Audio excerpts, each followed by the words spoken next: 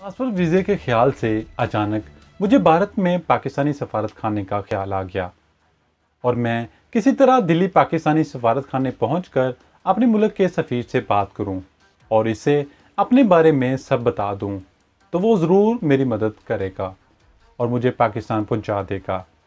मेरे दिल में उम्मीद की एक किरण रोशन हो गई। मैंने अमृतसर से जाकर पाकिस्तानी सफ़ीर से मुलाकात करने का फ़ैसला कर लिया। मैंने क्रोंडिया को मुतमिन करने के लिए कहा, ठीक है, तुम जैसा कहोगे वैसा ही करूँगा। जब तक हालात ठीक नहीं हो जाते मैं इस होटल से बाहर नहीं जाऊँगा। वो चला गया और मैं वहाँ से फ़रार होकर दिल्ली जाने के बारे में गौर करने लगा। रात को खाना खाकर मैं इसी कमरे में पलंग पर पड़ गया। मैं सोच रहा था कि मेरे पास सिर्फ 70-80 रुपये हैं। क्या इन रुपयों से काम चल जाएगा? ज़ाहिर है क्रोंडिया अब मुझे एक पाई भी नहीं देगा। मैंने फैसला कर लिया, इन्हीं रुपयों से काम चलाऊंगा। दिल्ली पहुंचकर एक बार पाकिस्तानी सफ़ीर से मुलाकात हो गई तो पैसों की ज़रूरत ही ना रहेगी।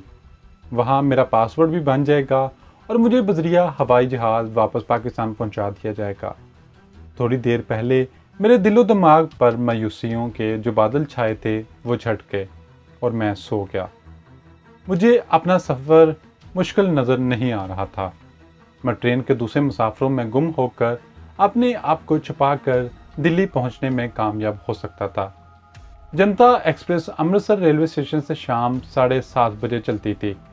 मैं 6 बजे के करीब कमरे से निकलकर नीचे होटल में आ गया और कोने वाली मेज़ पर बैठकर चाय पी, 2 क्रीम रोल खाए। मैं अपना पेट ज़्यादा से ज़्यादा भर लेना चाहता था। क्रोंडिया इस वक्त काउंटर पर नहीं था। ये मेरे लिए सुनहरा मौका था। मैं चाय ख़त्म करके उठा और बड़ी बेनियाजी से टहलता हुआ होटल की सीढ़ियाँ उतर कर बाज़ार में आ गया। 2-1 मिनट बाज़ार में खड़ा जायज़ा लेता रहा कि क्रोंडिया कहीं आसपास तो नहीं है। बाज़ार की रोशनियों में वो कहीं दिखाई ना दिया। मैं कदम कदम चलता बिजली वाले चौक से गुजर कर हाल बाज़ार में आकर पान वाले हिंदू की दुकान पर खड़ा हो गया। हिंदू पटवारी ने हंसकर कहा, क्यों गंगाराम, आज तो बड़े हीरो बने हुए। पतलून और जैकेट मामू ने लेकर दी है। मैंने गूंगों की तरह हाथ हिलाकर गूं गां किया और हंसता हुआ बाजार में यूं आगे की जानब चलने लगा जैसे टहल रहा हूं। चंद कदम चलने के बाद पीछे देखा। क्रोंडिया अब भी नजर न आया। गोया मैदान साफ था। मैंने अपनी रफ्तार तेज कर दी। मस्जिद खैरुल दीन के करीब एक खाली रिक्शा आ गया। मैं लपक कर इसमें बैठ गया और सिख रिक्शा ड्राइवर से कहा, स्टेशन चलो। हाल दरवाजे के नीचे से रिक्शा गुजरा। सामने कंपनी बाग को जाने वाला बड़ा पुल आ गया। सिख ड्राइवर पूरा जोर लगाकर पुल की चढ़ाई चढ़ने लगा। रिक्शा पुल के ऊपर जाकर दूसरी तरफ रेलवे स्टेशन की तरफ जाती सड़क की ढलान उतरने लगा। अमृतसर स्टेशन पर काफ़ी रश था। जनता एक्सप्रेस के जाने का वक्त हो रहा था। मुसाफिर अपना अपना सामान लिए अंदर जा रहे थे। मेरे पास कोई सामान नहीं था। मैं स्टेशन से चंद कदम पीछे उतर गया। रिक्शे वाले को 2 रुपये देकर रेलवे स्टेशन की इमारत के बजाय सामने वाले होटल की तरफ चल पड़ा। जब मैंने देखा रिक्शा ड्राइवर नज़रों से ओझल हो गया है तो रेलवे स्टेशन की तरफ बढ़ा। टिकट वाली खिड़की पर रश था। जनता एक्सप्रेस में कोई फर्स्ट क्लास और सेकंड क्लास नहीं थी। मैंने कतार में खड़े होकर टिकट लिया और मफलर से मुंह छुपाकर प्लेटफार्म पर आ गया। जनता एक्सप्रेस प्लेटफार्म पर लग चुकी थी और मुसाफिर इसमें अपना अपना सामान रख रहे थे। यहाँ सिपाही और CID के आदमी भी थे, मगर मैं बड़े एतमाद के साथ एक डब्बे की तरफ बढ़ा और दूसरे मुसाफिरों के साथ इसमें दाखिल हो गया और कोने वाली सीट पर बैठ गया। मैंने अपने मुंह पर से मफलर हटा लिया था ताकि किसी को खामखा शक ना हो। मैंने मुस्कुरा कर कहा, पुलिस और मिलिट्री पुलिस के आदमी गुजर रहे थे। अम्बाला छावनी भी खैरियत से गुजर गई तो मेरठ छावनी की तलवार सर पर लटकने लगी। मेरठ छावनी बहुत बड़ी छावनी है। मैंने अंदाज़ा लगाया था कि छावनी के हर स्टेशन पर मिलिट्री पुलिस की नफरी कुछ ज़्यादा ही थी। मेरठ छावनी से पहले मेरठ सिटी पर गाड़ी लेट गई। आधा घंटा ठहर कर आगे चली। मेरठ छावनी का स्टेशन आया तो एक सिपाही ने खिड़की के अंदर झांक कर देखा। मैं भी दूसरे मुसाफिरों के साथ बैठा ऊँघ रहा था। गोशा चश्म से के देखा कि सिपाही ने डब्बे में एक गहरी नज़र डालकर सब मुसाफिरों को देखा और फिर सर निकाल कर आगे चल दिया। मैंने शुक्र का कलमा अदा किया। मेरठ छावनी से गाड़ी निकली तो 15-20 मील आगे जाकर रुक गई। खुदा जाने यहाँ लाइन मरम्मत हो रही थी या कोई और बात थी कि गाड़ी 1 घंटा खड़ी रही।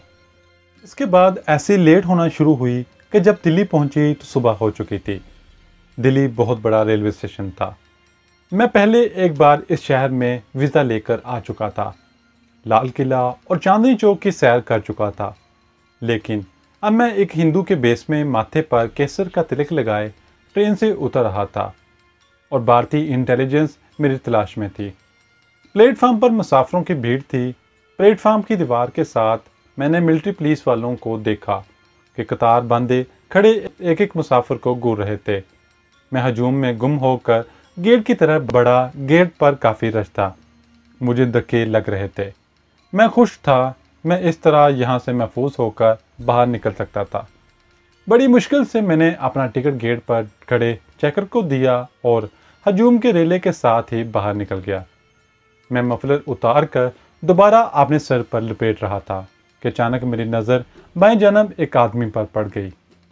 वो ऊपर दूसरे प्लेटफार्म को जाने वाली सीढ़ियों के पास खड़ा सिगरेट पीते हुए मुझे देख रहा था। वो 40-45 की उम्र का होगा।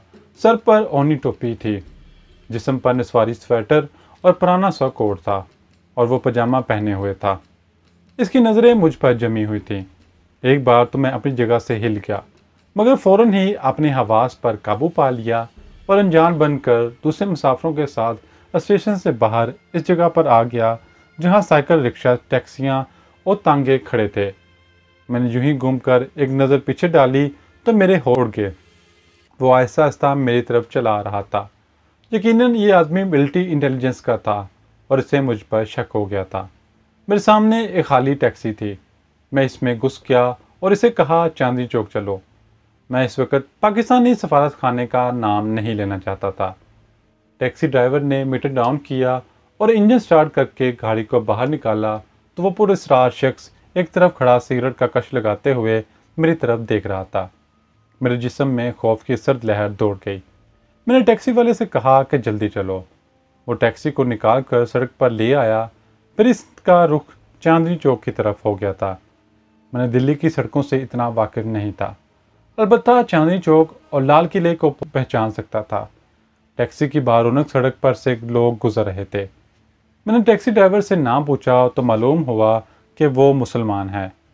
मैंने शीशे में से पीछे निगाह डाली कि ये गाड़ियाँ और रिक्शाएँ सड़क पर हमारे पीछे आ रही थीं।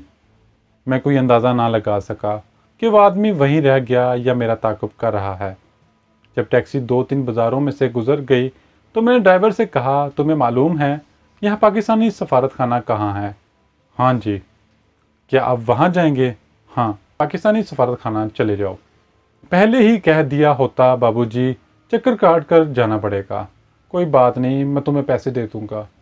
टैक्सी ड्राइवर ने एक चौराहे से टैक्सी घुमाई और एक तंग बाजार में से गुजर कर खुली सड़क पर आ गया, जिसकी एक जानब ऊंची ऊंची इमारतें और दूसरी जानब एक पार्क था। मैंने एक बार फिर गर्दन घुमाकर अगबी शीशे में से पीछे देखा। कुछ फासले पर एक टैक्सी चली आ रही थी। इसके अंदर सवारियां बैठी मुझे नजर न आईं। कहीं वो कमबख्त मेरा ताक़ुब तो नहीं कर रहा, मैंने सोचा। फिर यह कहकर अपने आप को तसल्ली दी कि वो रेलवे स्टेशन पर ही रह गया होगा। टैक्सी एक फैशनेबल इलाके में पहुंच गई। यहाँ बहुत खूबसूरत कोठियाँ थीं। सड़क के दोनों जानब साफ सुथरे फुटपाथ बने हुए थे। इन फुटपाथों के ऊपर घने दरख्त जनवरी के सुनहरी धूप में चमक रहे थे। भारत में तैयार की गई एम्बेसडर कारें गुजर रही थीं। मेरी टैक्सी एक इमारत के गेट पर रुक गई। इस खूबसूरत बंगला नुमा इमारत की एक तरफ उर्दू और अंग्रेज़ी में सफारत खाना पाकिस्तान लिखा था। इसे देखते ही मेरे अंदर एक नई ताकत आ गई। मुझे यूँ लगा जैसे मैं पाकिस्तान में दाखिल हो गया हूँ। गेट पर एक भारतीय गोरखा सिपाही पहरा दे रहा था। मैंने इसे अंग्रेज़ी में कहा कि मैं पाकिस्तानी सफ़ीर को मिलना चाहता हूँ। इसने एक दरवाज़ा की तरफ इशारा किया। यहाँ एक छोटा सा कमरा बना हुआ था। ये इस्तकबालिया था। मैंने एक बार फिर पीछे घूमकर देखा। मुझे वो पुरस्कार मिलिट्री इंटेलिजेंस का आदमी कहीं नज़र ना आया। मैं इस्तकबालिया ऑफिस में घुस गया। वहाँ एक लड़की हीटर जलाए बैठी थी। इसके लिबास से कतई अंदाज़ा नहीं हो रहा था वो हिंदू है या मुसलमान। इसने मुझे ऊपर से नीचे तक देखा और पूछा, फरमाइए। मैंने इससे कहा कि पाकिस्तानी कल्चर अताशी से मिलना चाहता हूँ। वो मुझे नहीं जानती, लेकिन मैं इन्हें जानता हूँ और इनके नाम एक ज़रूरी पैगाम लाया हूँ। लड़की ने मुझे बैठने का इशारा किया। मेरे माथे पर तिलक लगा हुआ तिलक मुझे हिंदू ज़ाहिर कर रहा था। ये ज़फ़रान का तिलक था। मैंने ट्रेन में दिल्ली के करीब पहुंचकर इसे बाथरूम में पानी से साफ़ करने की बहुत कोशिश की, मगर वो मिट नहीं सका। लड़की ने फ़ोन पर किसी से बात की और मेरी तरफ देखती रही। मैंने मुस्कुराकर कहा, मैं अहिंसा परमोधर्मा सेवा समिति का नुमाइंदा हूँ। हम दिल्ली में एक समार्दिक करना चाहते हैं, बन्नी साहब की प्रधानगी में। लड़की को शायद मेरे फंक्शन की सियासी अहमियत का एहसास हो गया था। इसने रिसीवर रख दिया और मुझसे मेरा नाम पूछा। मैंने अपना नाम दौलत राम बता दिया। इसने रजिस्टर में मेरा नाम दर्ज करके मेरे दस्तखत कराए और चपरासी से कहा कि मुझे बन्नी साहब के पास ले जाए। चपरासी वर्दी पोश था। वो मुझे साथ लेकर सफारत खाने के अकबी जानब एक बरामदे में ले आया।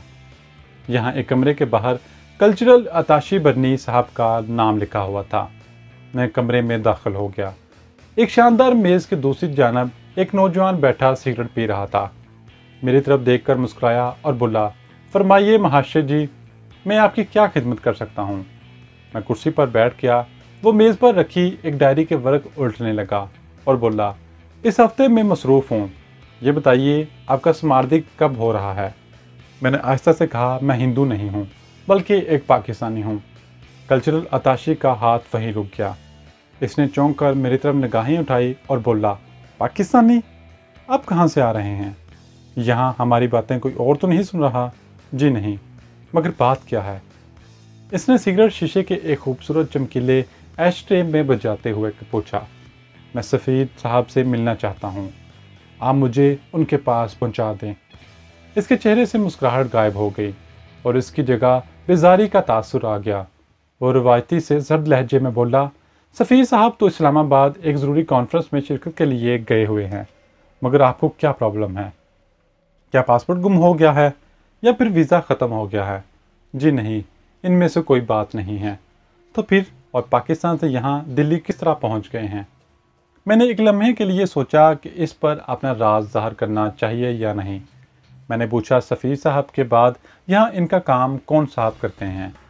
कल्चरल अताशी ने बेजार होकर कुर्सी की पुष्ट से टेक लगाई और दूसरा सिगरेट सलगाते हुए कहा, सबसे पहले आप मुझे अपना पाकिस्तानी पासपोर्ट दिखाएं, इसके बाद ही आपके किसी सवाल का जवाब दे सकता हूँ।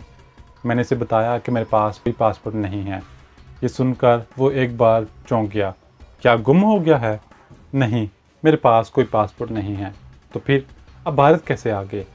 बॉर्डर क्रॉस करके, मैंने आहिस्ता से कहा और अपनी कुर्सी से उछल पड़ा। तो आप स्मगलर हैं? माफ़ कीजिएगा, मैं स्मगलरों को अपने वतन का दुश्मन समझता हूँ। बेहतर यही है कि आप तशरीफ़ ले जाएं। मैं स्मगलर नहीं हूँ, बल्कि एक रज़ाकार कमांडो हूँ। पठानकोट छावनी में जो धमाका हुआ था वो मैंने ही किया था। ये सुनना था कि पाकिस्तानी कल्चरल अताशी एकदम उठ खड़ा हुआ और इसकी आंखें हैरत से खोली रह गई। माफ़ कीजिएगा, आपको यहाँ नहीं आना चाहिए था। आपने जो कुछ कहा वो सच है या झूठ, मगर दोबारा इसे ज़बान पर ना लाएं।